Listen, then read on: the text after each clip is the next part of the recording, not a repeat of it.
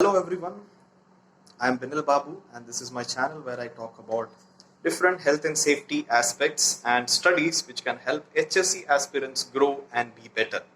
For all the first time viewers, I recommend you to subscribe if you like such contents and wish to follow on such topics. For all subscribers, thank you for being there. Moving on to today's topic. Today I want to highlight the importance of ISO 45001. Now I wonder if many of you have heard about this standard, if in case you are not into the management of health and safety. To break it down and make it simple, I am sure you all must have heard about ISO 9001.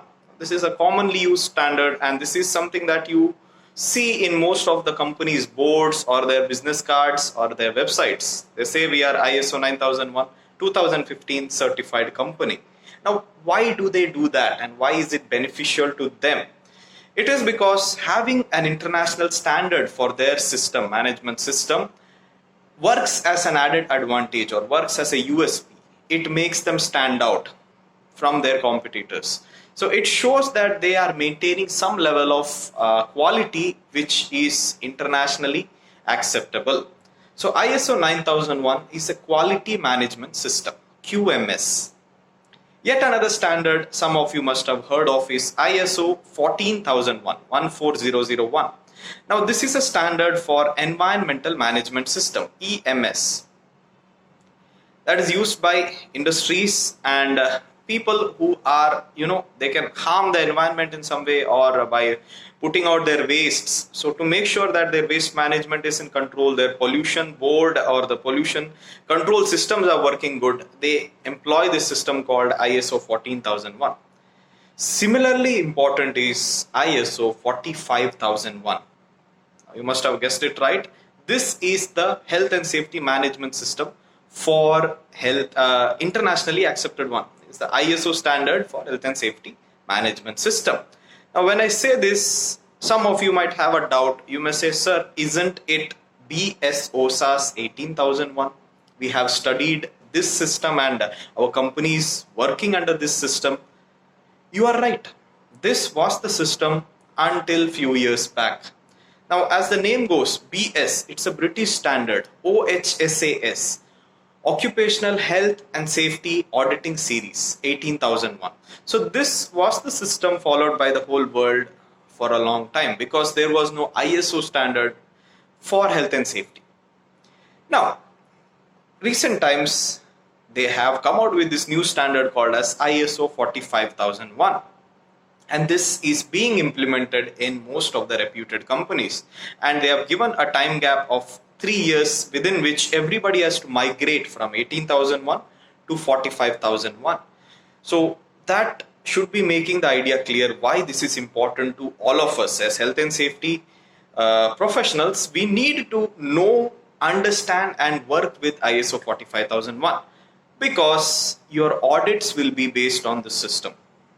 Okay, all your activities, all your documentation, every filing that you do, every piece of paper that you are recording, all that has to be in line with ISO 45001. So given this, it is definitely in your own benefit that you learn, understand and be familiar with this system. So now, how does this system work or what are the basic idea about this system?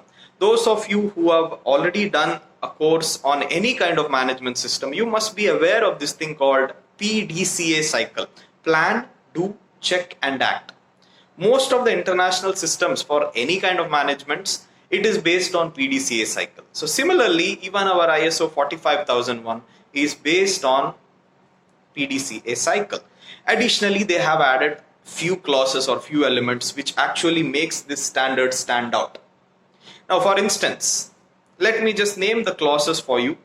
You will have clauses ranging from 1 to 10, clause 1 to clause 10. Of course, the first 2-3 clauses are regarding the terms and conditions, or you can say definitions and scope, etc. But from clause 4 to clause 10, these clauses can be audited. That means you need to maintain evidence or you need to show evidence of having these clauses in your management system when the auditor comes. So that is why it is important. So clause 4 will be about the context of the organization, the interested parties, internal, external pressures and issues. So this is the outline, this is the environment where your business exists. It's also very important consideration. At the heart of your system, you have leadership from the management and worker participation. Now, this word worker participation is very important. Our ILO, International Labour Organization, took a lot of efforts to include this word in the system, in the heart of it.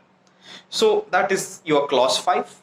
Clause 6, 7, 8, 9 and 10. These will be following your PDCA cycle. I will give you a link to the system so that you can study it further and understand. Now, just seeing the system on the forefront, it is not enough. I want you all to know more. So you would ask me definitely, sir, how do we know more? Where do we go? You have free online courses. If you go to allison.com or any of these free providers which you must have been using in the lockdown to learn new skills, you can go put up ISO 45001 and you can have a foundation course. It's available. There are modules which are self-learned and you will have exams and you can even get a certificate saying that you have a brief idea about the system. But some cases that is not enough.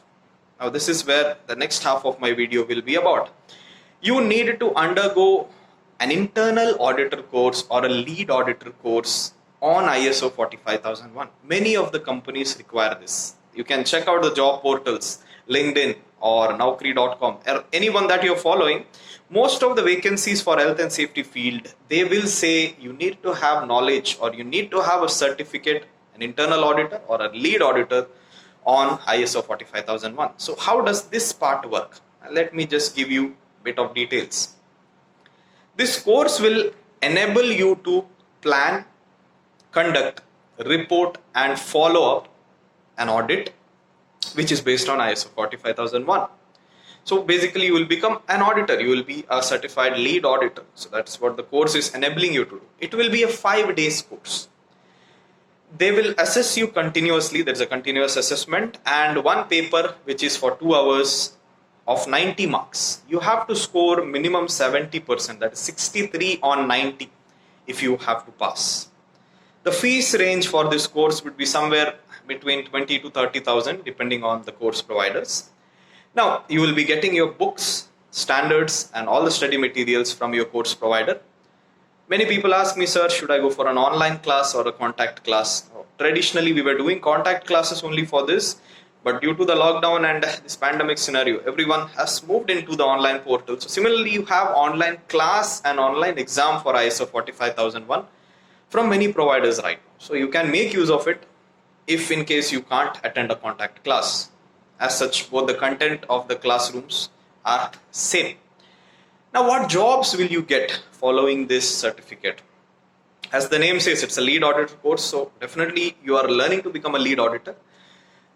Other people who will be benefited with this is HSE managers, or I can say any HSE professionals. Even if you are a safety officer who is doing day-to-day site activities, you need to know what you're doing. What is the system behind the practical things that you're doing, the implementations that you're doing.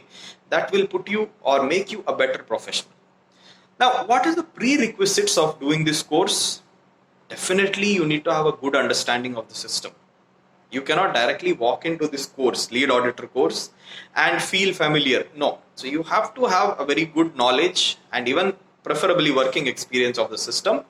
And some other ISO standards, like for instance, ISO 19011, that is about auditing. So if you know that already, that also will benefit you in this course. Where to study? It's up to you. You can choose your course provider. Most of them, those who are certified, they will be giving you a genuine certificate and quality classroom training. So you can go for that.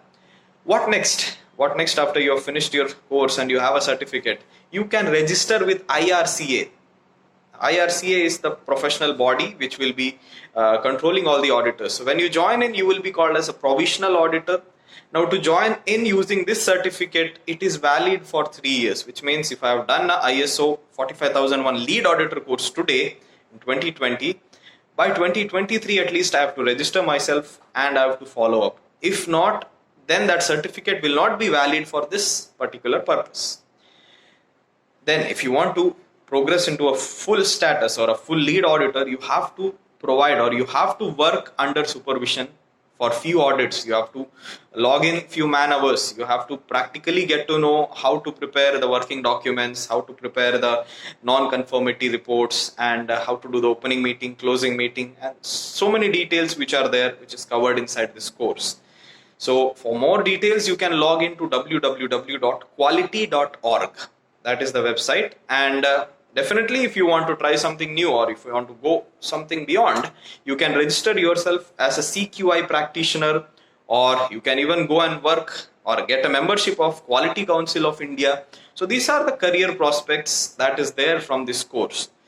Now, internal auditor or lead auditor or not, my idea here is to drive home the point, you all need to know ISO 45001. Why I am making this a point is because I meet health and safety professionals on day-to-day basis, and I feel surprised when most of them don't know what is the standard. When I utter the word ISO 45001, they look at me with confusion. They say, what is this? So that shouldn't be the case. When you're working in the field, you need to know this standard based on which most of your companies are working and running. So become a part of the system and grow along with it. All the best.